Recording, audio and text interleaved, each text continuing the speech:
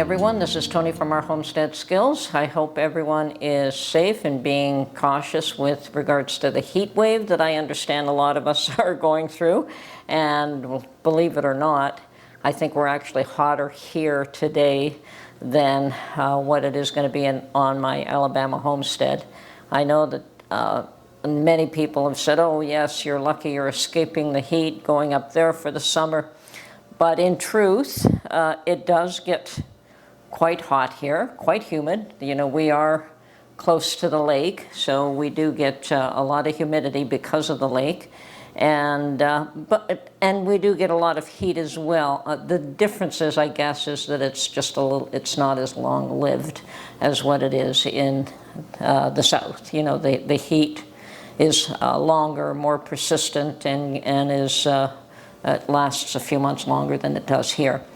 We also get the severe thunderstorms because of the heat, but just a few of them a year. And yes, there are tornadoes in Ontario. Most of them, fortunately, seem to happen in rural areas where there's very few people, so you don't have a lot of damage. Anyway, I'm sure that right now, we, as well as pretty much the rest of the world, is just sitting and waiting and watching to see what is going to happen next. And of course, I'm talking about what happened yesterday. Not 4 minutes after the event occurred, and a notice went out on Truth Social by Trump himself. We heard on the news that, yes, there was a strike against Iran's nuclear facilities last night. And over the course of the evening, we watched and got any little tidbit of news that was forthcoming.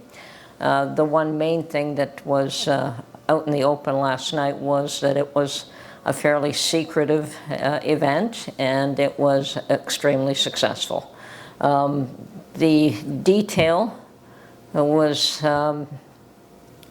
came out more this morning, and yes, there was a lot more involvement by the U.S. military than what was assumed. I mean, there were more bombs that hit the major target, as well as 2 other targets. We did hear about the 3 targets last night.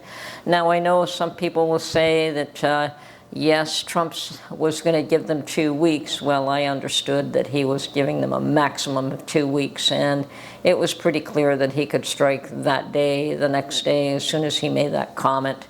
So there was no real indication that Iran was planning to negotiate a settlement at all, and they absolutely were not going to give up their nukes.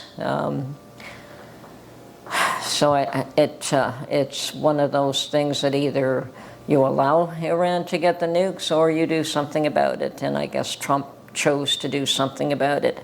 Now, I've been around long enough, and probably many of us have, that we are very much aware of what happened in '79, where the Shah of Iran was ousted, and the regime that is in power now basically took over. And the U.S. Embassy was assaulted. The U.S. Embassy in Iran was taken over. Americans were taken hostage, and it took quite a while.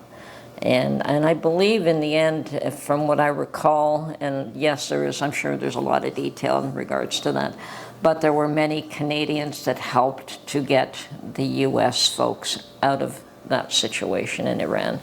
So yes, we've been allies in the past, so, and I'm sure that we will be allies again in the future, so no worries there. The world is waiting. The world is waiting and watching to see what's going to happen next. And of course, that is the big issue.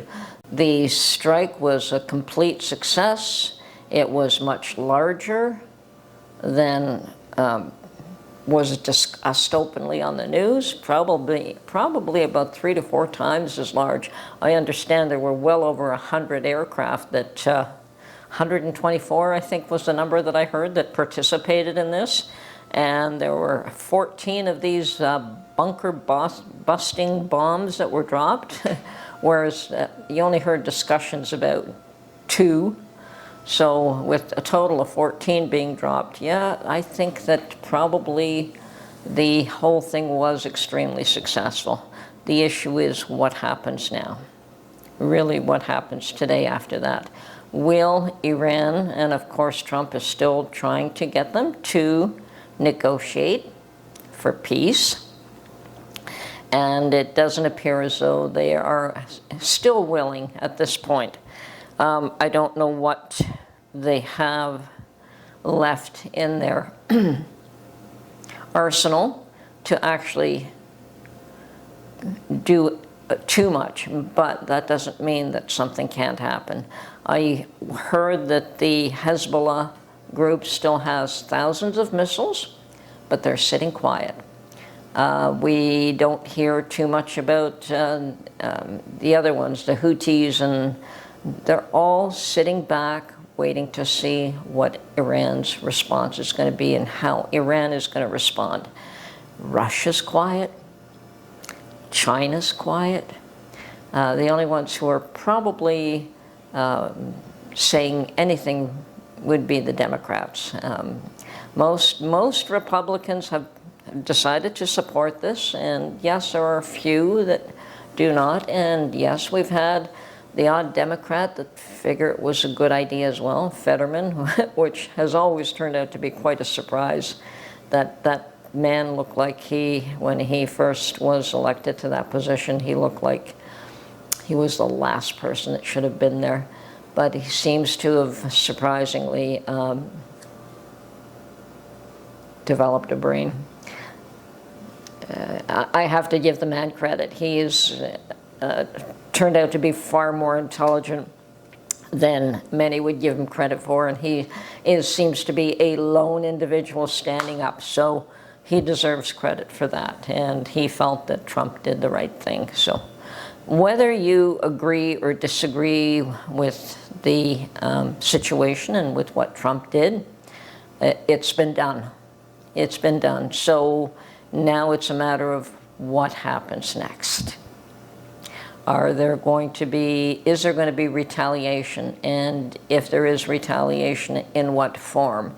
Is it going to be lone individuals in the U.S. that strike back? Is it going to be one of the proxies?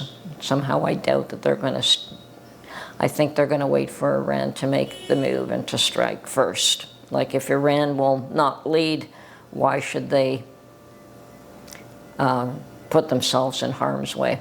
Because I think that whoever does strike back first is going to feel the wrath of Trump. So let's see what happens. Let's hope that nobody strikes back. To date, no Americans have been hurt. There was no attempts to hurt individuals in Iran, which is good. I feel a lot of sympathy for the folks in Iran. I know that they have tried to stand up to this regime more than once and been brutally set back and forced into submission.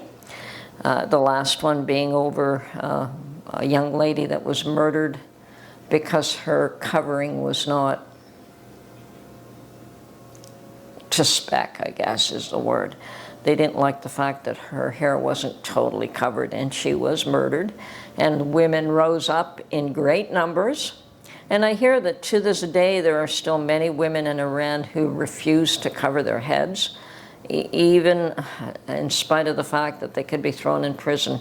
So more of them that do this, the less power that the Ayatollah has over these people. Unfortunately, it is they themselves that are going to have to decide what government they want. And that, we have to say, is a good thing, that Trump is not going for a regime change, because unfortunately the guys with guns are the ones that usually take over. And right now, the Iranian Guard is the one with guns, and they can be pretty brutal too.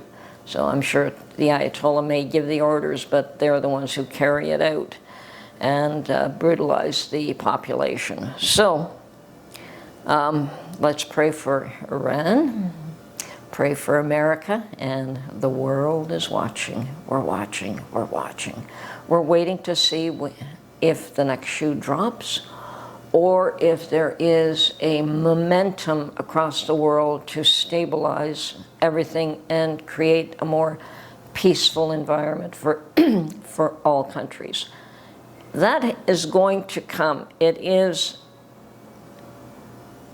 inevitable. That is the word. It is inevitable that the countries of the world have to get together and determine what their boundaries are, what their limits are, and to prevent wars and to stabilize the world environment and to prevent all this chaos.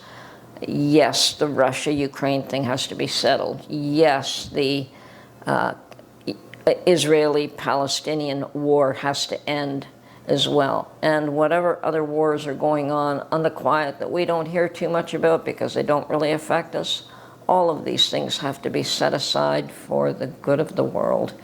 But I think that Iran not having nukes is a good thing. And the more countries that don't have nukes, the better. And if every country got rid of all their nukes, even better still.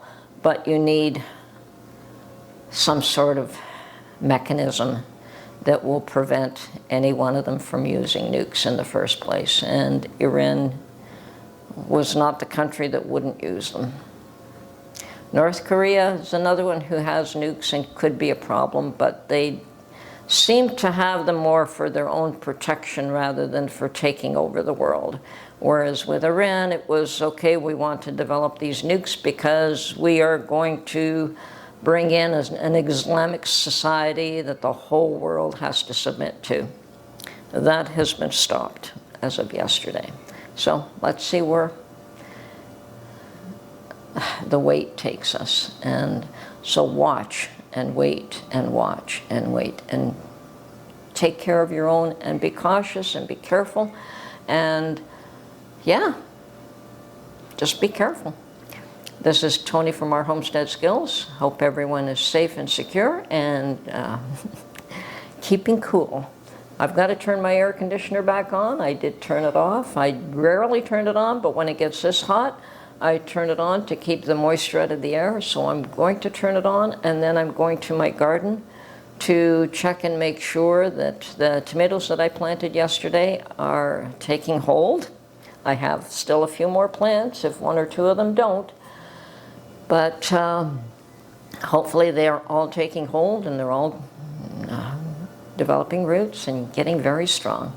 Anyway, talk to you very soon. Have a great day, and let's keep our eyes open on what's going on.